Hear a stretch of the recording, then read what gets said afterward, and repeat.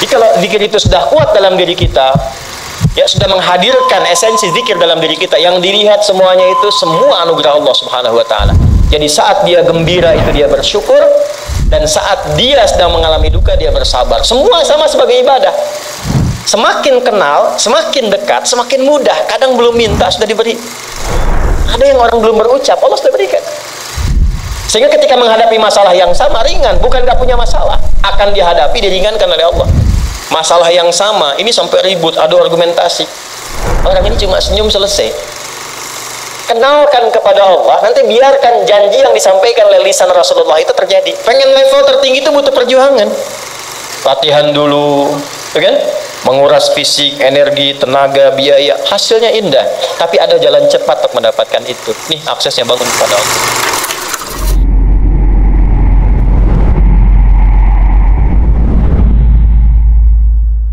Nih Pak, indahnya begini Pak. Maaf ya. Lihat istri itu ingat Allah. Lihat anak ingat Allah. Ibu lihat suami ingat Allah. Kalau melihatnya begitu, maka substansi berumah tangga itu nikmat rasanya, dan tanggung jawab itu melekat pada diri kita untuk terjaga dalam kebaikan. Ya. Saya nitipkan handphone saya ke antum, dan antum tahu itu punya saya, ya, dan Anda mencintai saya misalnya, ta'zim di situ. Mungkin nggak handphone itu ditempatkan di tempat yang tidak baik? Mungkin nggak Anda taruh di lantai begitu saja? Demi Allah saya katakan, mungkin Anda akan mencari tempat terbaik, disimpan di situ, dirapi-rapikan, dilap-lap, karena Anda merasa itu punya saya yang dititipkan pada Anda. Manusia saja bisa Anda perlakukan demikian. Bagaimana ketika Anda melihat anak itu amanah Allah, yang Anda sebagai orang tuanya akan ditanya di kemudian hari. Maka kalau mau bersikap yang nggak enak itu, nggak bisa Pak kita lakukan. Mau bentak tuh nggak bisa. Mau marah tuh ditahan-tahan. Ya. Dan itu dijaga.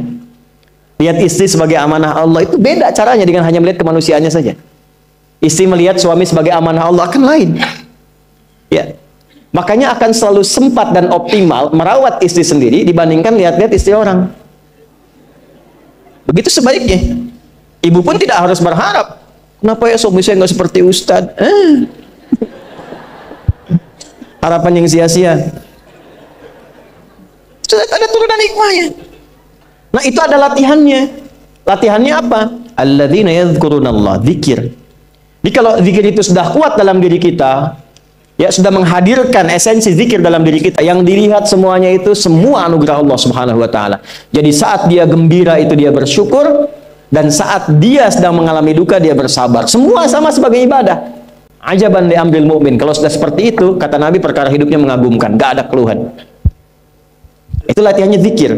Nah, zikir ini di Quran diturunkan dalam bentuk yang pokok berupa amalan ritual. Karena itulah semua bentuk amalan ritual disebut dengan zikir. Jadi kalau kita ingin hadirkan sifat tadi, maka cara pertama tingkatkan ibadah ritual. Salat. Apalagi? Al-Quran. Saya ambil dua dulu lah, supaya nggak banyak-banyak dulu. Yang pokok salat yang kita lakukan tiap hari. Tinggal kuantitas dan kualitas kita tingkatkan. Maaf, lihat sini baik-baik. Salat itu di Al-Quran disebut dengan zikir. Dalilnya Quran surah ke-20 ayat ke-14. Dan langsung disarikan dengan fungsi ibadah sebagai fungsi hidup kita. Sudah? Perhatikan baik-baik. Innani anallah la ilaha illa ana fa'budni wa aqimis salata lidzikri. Itu dalilnya. Sayalah Allah, kata Allah. La ilaha illa ana, tidak ada Tuhan yang layak dipertuhankan dan layak disembah kecuali saya, Allah. Allah. Bagaimana kenal Allah sebagai Tuhan? Ya, yang layak disembah, yang harus dipertuhankan, kenalnya bagaimana? Mendekatnya bagaimana? Fa'budni, sembah saya supaya kamu kenal saya, dekat dengan saya, tahu saya. Bagaimana caranya? Wa aqimis shalah, tunaikan salat. Jadi kalau pengen dekat dengan Allah, terkoneksi kepada Allah, tersambung, punya sifat tawakal yang kuat, nih tingkatkan sholatnya, tambah. Makanya tiap hari kita sholat 5 waktu itu untuk membangun konektivitas dengan Allah. Sebab kalau sudah dekat, aksesnya pun terbuka semua. Itu maksudnya. Anda dekat dengan pimpinan, akses di perusahaannya kan mudah untuk diakses. Ya kan? Kita punya kenalan yang kuat, yang punya sesuatu, aksesnya mudah dibuka. Kita kenal Allah dan dekat dengan Allah, apa yang sulit bagi Allah? Dan ini kita yakin. Nah sekarang Allah kasih jalan. Coba lihat orang-orang dulu, ya. Mereka ketika akan melatih dirinya untuk tersambung kepada Allah, sholat semua, termasuk para nabi, rasul. Tapi dahsyatnya, ketika ada apapun dalam kehidupannya yang sulit Allah mudahkan, minta langsung dikabulkan. Dan sangat luar biasanya, seringkali terjadi mintanya lewat sholat. Nabi Zakaria itu kan dihukumi istrinya oleh medis itu menopause dan mandul, maaf, nggak mungkin punya keturunan. Kapan mintanya? Dalam sholat. Mohon sama Allah. Dan itu dikabulkan. Dan diabadikan di Quran dengan surah yang sama, Ali Imran ayat 38 sampai 39. Hunalika da'a Zakaria rabbah qala rabbi habli min ladunka dzurriyyatan thayyibah innaka sami'ud du'a. Ya Allah, mereka mengatakan aku nggak mungkin punya keturunan. Mereka mengatakan istriku punya keterbatasan. Maka aku memohon kepadamu yang tidak punya batas dalam pemberian. Engkau yang maha mendengar. Kalau kepada yang maha mendengar doa saya tidak dikabulkan, mohon tunjukkan kepadaku lewat sholat ini ya Allah, dengan cara apa lagi dan kepada siapa aku mesti memohon. Itu nggak nunggu lama, permohonan selesai, turun jawaban ayat 39-nya. Fanadatul malaikatu wa huwa qa'imun yusalli fil mihrab. Turun malaikat mengabarkan engkau dapat kabar gembira akan punya anak, langsung namanya dikasih Allah Yahya. Annallaha yubashshiruka bi Yahya. Artinya hidup yang mustahil menurut manusia, lahir dari rahim seorang perempuan, maaf, yang divonis monopause dan mandul, bayi yang hidup, kata Allah nggak ada yang mustahil, lahir dan terjadi itu. Yahya, John, lahirlah. Kapan terjadinya? Saat sholat. Karena itu saat dipanggil sholat, itu isinya tuh kan doa semua. Silakan ngecek, isinya doa semua. Dari mulai takbir, sujud sampai salam, isinya doa semua. Dan itu konektivitas kita dengan Allah, minta.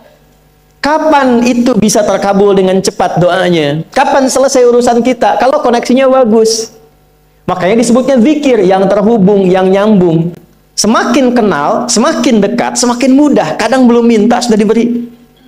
Ada yang orang belum berucap, Allah sudah berikan. Sehingga ketika menghadapi masalah yang sama, ringan. Bukan nggak punya masalah. Akan dihadapi, diringankan oleh Allah. Masalah yang sama, ini sampai ribut, adu argumentasi. Orang ini cuma senyum, selesai. Betapa banyak masalah kecil diargumentasikan jadi besar, akhirnya problem. Tapi tidak sedikit masalah besar dihempaskan di atas sajadah. Ketika koneksinya dengan Allah itu kuat, tiba-tiba hilang seketika, selesai. Makanya Nabi Yakub kalau punya masalah, yang beliau lakukan apa? Dia bentangkan sajadahnya, dia sholat, dia mohon kepada Allah. Itu dilestarikan di Quran surah ke-12 Yusuf ayat ke-86. Aku tuh kalau sedang punya masalah apapun, ya aku bangun konektivitas dengan Allah. Innama ashku bathi wa huzni ilallah. Saya curhatnya cuma sama Allah. Ini Pak, ini bagian pertama. Nah, jadi kalau ingin semakin kuat, sampai ada masalah diringankan, mau kerja dibukakan pintunya, itu ada jenisnya. Yang pokok ada 5 waktu, 17 rakaat. Yang detil itu ada pada sunnahnya. Dan itu hebatnya dalam Islam. Dijelaskan caranya, disebutkan tujuannya, dan diterangkan hikmahnya. Contoh, kita sekarang jam berapa? Jam 9.20. Di waktu saat ini ada waktu sholat disebut dengan sholat duha. Duha itu dibagi 3. Ada awal duha, penguat zikir, pengganti seluruh bagian zikir di tubuh kita, yang disebut dengan syuruk. Itu kurang lebih jaraknya 1 jam setelah subuh. Jadi kalau tadi 4.45, ya 5.45 menjelang jam 6 itu masuk syuruk. Setelah itu masuk ke jam 8 sampai ke kurang jam 10 itu pertengahan duha. Pertengahan duha. Apa fungsinya? Di antaranya mempermudah rizki. Di antaranya. Bilangannya berapa? 2 sampai 4 rakaat bisa dikerjakan. Ya, dan harapannya apa? Bukan pada rizkinya. Ya, jadi jangan sampai motifnya cuma sekedar keduniawi, kurang tepat. Kenalkan kepada Allah, nanti biarkan janji yang disampaikan oleh lisan Rasulullah itu terjadi. Ya, Jangan pada rizkinya, ini terbatas, cuman sampai situ. Tapi kalau kita minta sama Allah, dikasih jalannya tuh dari sisi yang tidak kita duga. Anda berhitung, Allah kasih hitungan. Anda tak berhitung, Allah kasih apa yang tidak pernah Anda hitung sebelumnya. Itu poinnya. Maka lakukan sholat, dekati. Itu yang disebut sholat duha. 2 rakaat, tambah lagi 2. Untuk kenal Allah. Kalau sudah merasakan dekat, sudah nyaman, sudah enak, muncullah kemudian kesan dalam hati. Terserah Allah mau kasih berapa. Yang penting sudah enak, sudah damai. Di titik itulah kemudian Allah limpahkan dari apa yang nggak pernah kita duga sebelumnya. Tiba-tiba keluar, kok ada telepon, dapat proyek, dapat macam-macam. Tapi tujuan sholatnya bukan untuk proyeknya. Buat kenal Allah, ulul albab ini. Kalau cuma pengen lancar, baru serabutnya. Kalau cuma pengen lulus proyek, itu baru daging luarnya. Ulul albab itu kenal Allahnya, sehingga dia tahu akses intinya tuh itu. Itu poinnya. Dan gak mahal. Emang kalau sholat duha di Anur bayar, Pak? Pakai biaya. Baiknya luar biasa. Sudah? Satu. Kalau mau lagi misalnya, ini yang paling dahsyat nih. Dibimbing kita sampai ke posisi terbaik di apapun itu. Jadi ayah terbaik, ibu terbaik. Ya, jadi karyawan strategis, di militer terbaik. Terbaik tuh gini, di tempat terbaik yang memuliakan tuh makom namanya. Makanya kuburan sering disebut makam kan? Ya kan? Maksudnya apa? Maksudnya Anda selama hidup berkaryalah yang baik, ibadah yang benar, sehingga Anda wafat pun terhormat. Ya, kata makom itu pertama kali di Al-Baqarah ayat 125, makom Ibrahim. Ya. Ketika Allah sampaikan dalam Al-Qur'an, didapatkan di situ makom Ibrahim, wa idh ja'alnal baita matsabatan lin-nasi wa amna wattakhidhu min maqami Ibrahim. Makanya kalau kita tawaf, itu dari mulai Hajar Aswad kan sampingnya dekat sekitar 5 meter ada makom Ibrahim kan? Itu tapak kaki pertama beliau meninggikan pondasi Ka'bah, dan di situ diabadikan kemuliaannya sampai beliau wafat. Dikenal sampai sekarang. Ya, setelah sekian abad. Jadi kalau kita ingin terhormat dan masih dikenang sampai kapanpun, itu makom namanya. Tapi ada cara yang lebih hebat. Anda di posisi itu, lawan pun mengakui memang Anda yang pantas ada di situ. Itu namanya makom mahmuda. Makom mahmuda. Siapa yang bikin urutan 100 tokoh paling berpengaruh di dunia? Siapa? Saya tanya, yang nulis siapa namanya? 100.000, 200.000. Dia mencari langsung di Google tuh. Lambat mas, waktu habis. Michael Chart, dia yang nulis. Maaf ya. Urutan pertamanya siapa? Muhammad SAW. Yang nulis itu Muslim atau bukan? Kok bisa tergerak hatinya untuk menempatkan seorang nabi muslim di tempat pertama? Saya tanya begini, kenal Abu Jahal nggak? Ya Allah, makin siang nih, nggak fokus nih. Saya kira cuma di Bengkali saja yang kenal Abu Jahal, sini kenal juga. Baik, Abu Jahal itu, apakah orang ini tidak kenal Nabi? Orang ini tahu, kalau saya sebut orang ini berarti kurang bagus ya. Kalau saya sebut beliau berarti baik ya. Abu Bakar saya sebut beliau, Abu Jahal orang ini. Maksudnya Abu Jahal.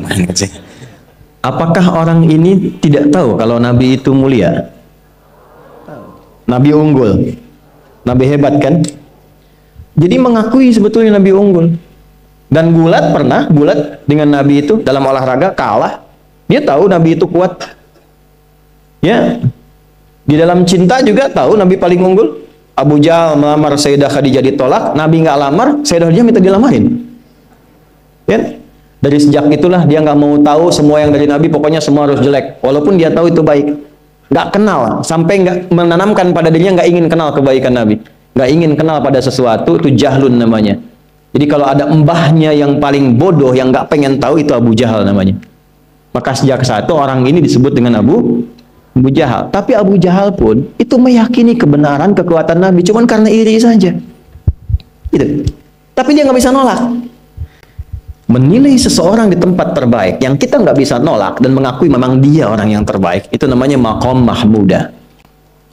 Tahukah Anda, jalan untuk mencapai maqam mahmudah itu nggak akan mungkin kita dapatkan kecuali mendekati yang punya semua maqam, yaitu Allah Subhanahu wa taala. Dan jalannya lewat sholat. Itu lewat sholat. Tapi karena ini levelnya istimewa, tingkat tertinggi, ya prajurit pengen jadi komandan terhebat yang diakui, nggak ada orang nyoal. Di kepolisian pengen jadi pimpinan yang baik dan semua mengakui sehingga nggak ada yang nyoal. Di perusahaan pengen jadi pimpinan yang ideal, ya semua mengakui, nggak ada yang nolak. Itu maqam mahmudah. Jalannya apa? Ternyata nggak pakai uang, nggak pakai koneksi-koneksi yang tidak jelas. Koneksinya dibangun dengan Allah sehingga Allah melembutkan hati semua orang itu untuk menetapkan dia yang terbaik. Sholat. Karena levelnya tinggi, dinaikkan dari sekedar sholat fardu, ditempatkan di waktu yang tidak biasa, butuh pengorbanan, butuh perjuangan. Namanya tahajud. Turunlah Quran surah ke-17 ayat 79 sampai 81 itu.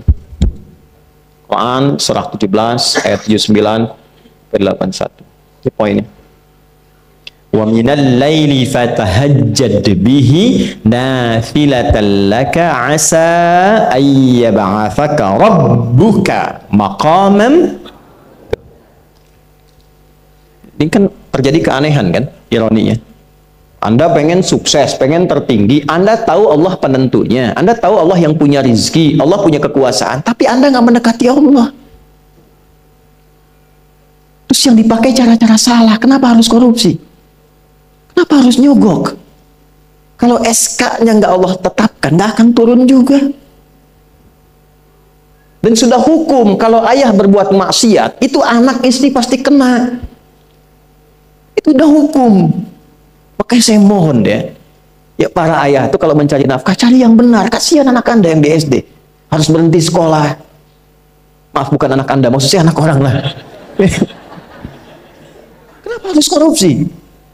Maka ketika ada tawaran sogokan yang nggak bagus, tuh yang dibayangkan tuh itu bukan cuma proyek jalan dapat uang banyak, tuh anak-anak tuh bahaya. Ke sekolah disebut anak koruptor, sedih. Istri nggak sanggup keluar belanja. Itu pikirkan, itu sudah hukum. Sudah hukum. Anak juga begitu. Kalau mau berperilaku, ingat orang tua. Sebab ketika tidak baik, orang tua pasti kena.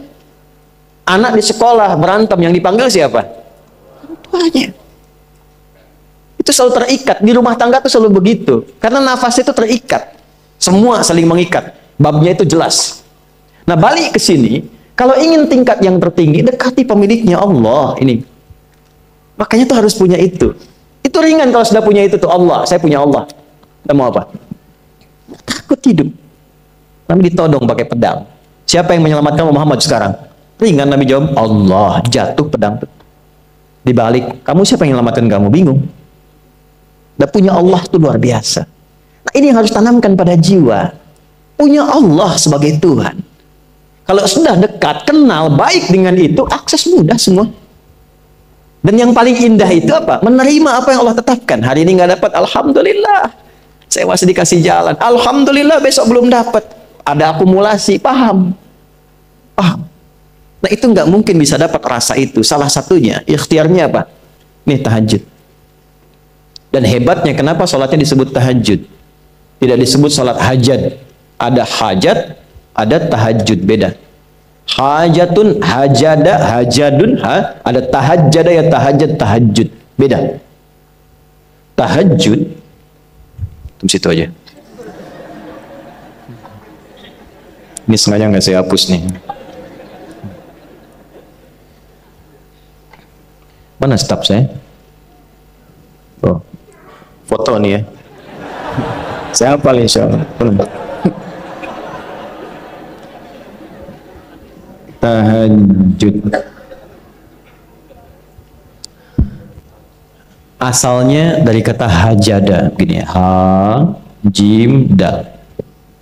Ditambah ta di depannya, lalu ada tasydid sebelum akhirnya. Nih. Ini akarnya 3 huruf, ha, jim, dal. Hajada itu asalnya bangun dari tidur malam. Tidur dulu, lalu bangun setelah itu. Itu hajada. Pelan-pelan. Paham sampai sini? Kita teruskan. Kalau kita ingin berusaha untuk bangun, mengoptimalkan diri untuk bangun, maka tambahkan tak di depannya. berusaha untuk mendapatkan atau mencapai sesuatu. Kalau yang kita akan lakukan itu tidak mudah, nggak gampang bangunnya, sehingga butuh rencana, butuh persiapan, ya kan? Maka tambahkan tasydid sebelum huruf akhirnya. Dari kata syiddah, apa yang mau dikerjakan ini nggak mudah. Memang pengen bangun itu jam 3. Tapi kan nggak tiba-tiba ujuk-ujuk bangun jam 3, belum tentu. Ya kan? Kita harus rencanakan dulu supaya bisa bangun, saat bangun itu siap, bukan cuma bangun. Bangun jam 3, salatnya 4:30, ya kan jauh. Maka untuk bangun jam 3 itu butuh persiapan, nih syiddah. Maka rencanakan, pasang alarm 3 kali.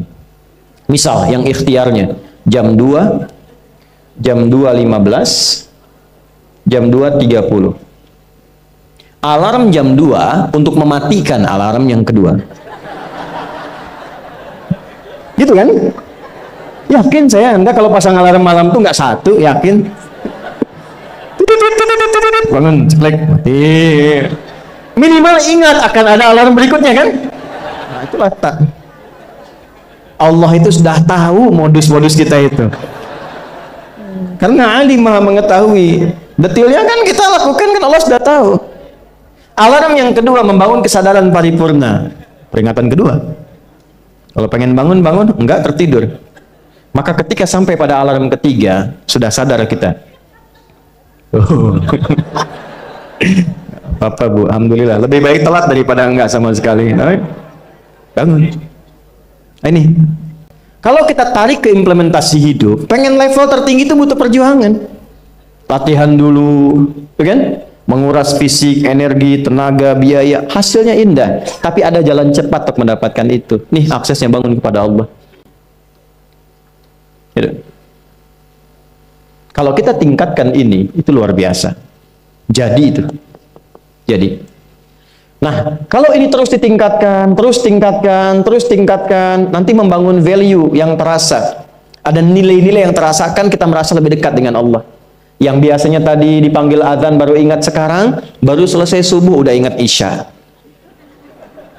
Nanti isya bagaimana? Gitu kan, urutkan. Tapi tetap zuhur juga, zuhur, asar, maghrib, isya. Waktunya kenal, jam berapa, jam berapa, jam berapa. Bahkan dipetakan, saya nanti akan ke sini, masjid yang terdekat di situ. Jadi lihat peta itu, ya, lihat peta jalan, saya nggak sebut nama supaya nggak endorse. Itu lihat peta jalan, itu dia petakan, saya akan sampai di situ jam berapa, durasinya berapa, masjidnya di mana. Kalau tertinggal di situ, di sini saya sholat Jumatnya. Sampai ke situ. Nah, value yang membuat kita semakin meningkat dekat dengan Allah, itu takwa namanya. Takwa. Disebutkan sebanyak 240 kali dalam Al-Quran. Nah, intinya itu ini nih, jiwa takwanya. Kalau ini sudah ada, Allahu Akbar.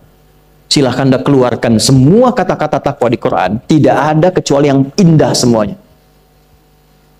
Quran surah 65. 65 itu babnya bab tolak. Surahnya At-Tolak. Tolak itu persoalan terbesar di rumah tangga. Nggak akan bisa terjadi yang demikian itu kalau ada takwa di dalamnya. Kalaupun mesti terjadi, itu spirit takwa mengarahkan pada yang terbaik.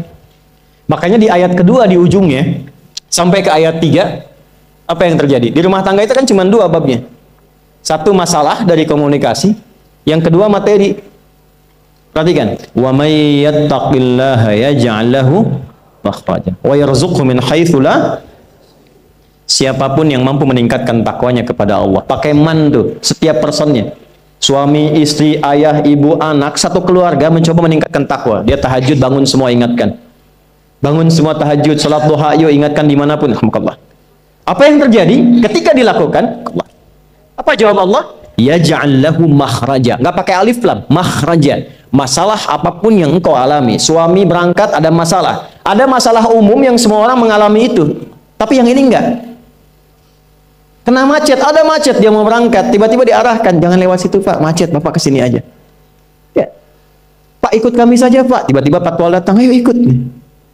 Ya, itu bisa terjadi. Wa yarzuqhu min haitsu la yahtasib. Bahkan rezekinya pun itu datang dari sisi yang nggak diduga. Nggak nyangka ya. Emang nggak sangka datangnya. Ya, habis sholat tiba-tiba telepon masuk, belum selesai proyek ini ada permintaan itu. Beda istidraj dengan takwa itu lain. Kalau istidraj itu bertambah tapi lupa Allah. Hati-hati. Proyek nambah, sholat lupa. Hati-hati. Hati-hati ya. Pekerjaan menambah, omset nambah, tapi nggak pernah bisa ngaji. Nggak pernah mampu sholat. Hati-hati itu. Dan paling bahaya kalau itu nambah terus sehingga membuat lupa semua ibadah. Itu istidraj namanya. Istidraj. Ancamannya akhirat tuh, hati-hati. Segera ingat, segera ingat. Tapi kalau semakin nambah, semakin ingat Allah, itu anugerah. Karena Allah telah menilai hamba ini paham menjalani kehidupan, sehingga dia ngerti. Makanya Utsman, Abdurrahman bin Auf, setelah masuk Islam, hartanya makin nambah. Karena kenapa? Karena telah dinilai layak mengelola harta, paham cara mengelolanya. Dapat segini, alokasikan ke sini. Dapat segini, alokasikan ke sini. Pak, di mana logikanya? Ada 600 truk hasil usaha. Bapak punya 600 perusahaan. Satu perusahaannya itu bergerak di bidang misalnya logam mulia. Ya, ada emas, ada berlian, ada macam-macam dan sebagainya. Satu kali Anda berhasil mendapatkan kurang lebih 600 truk logam mulia di dalamnya. Mau datang kemudian ke tempat Anda di jalan. Tiba apa yang terjadi? Ada komen tetangga kepada Anda. Misal, komennya nggak langsung, cuma ke teman tetangga Anda dengar. Waduh, Pak Asep hisabnya luar biasa kayaknya ya. Hisabnya, bukan berliannya. Hisabnya luar biasa, terus nyampe di telinga Anda. Kira-kira ketika mendengar itu respon Anda apa? 100.000? Bingung kan? Bingung. Lihat Abdurrahman bin Auf, jazakallahu khair. Datang 600 kafilah pakai unta. Isinya semua emas, berlian, perak, macam-macam. Heboh Madinah, bum bum bum bum bum bum bum. Tiba-tiba Sayyidah Aisyah komen radhiyallahu taala anha. Beliau kan yang terdekat dengan Nabi, satu istri Nabi SAW. Jadi kalau sudah ring satu Nabi, ada yang komen, kita tuh cuma 3 sikapnya. Like, share, and subscribe. Gak usah ikut komen lagi. Sukai, share, subscribe. Ikuti jalannya. Apa komennya? Secara singkat, kama qalat. Aku pernah mendengar Nabi SAW mengatakan, Abdurrahman bin Auf itu agak lambat hisabnya. Ya, selamat-lambatnya cepat juga dibanding kita kan? Ya? Maksudnya apa? Ingin menggambarkan betapa banyak kekayaannya. Scan, checklist, semua. Ketika mendengar komen itu, apa kata Abdurrahman bin Auf? Saya jadikan semua yang baru datang itu saya sedekahkan semua untuk orang Madinah. Supaya mempercepat hisabnya itu. Saya sedekahkan semua. Bisa nggak begitu?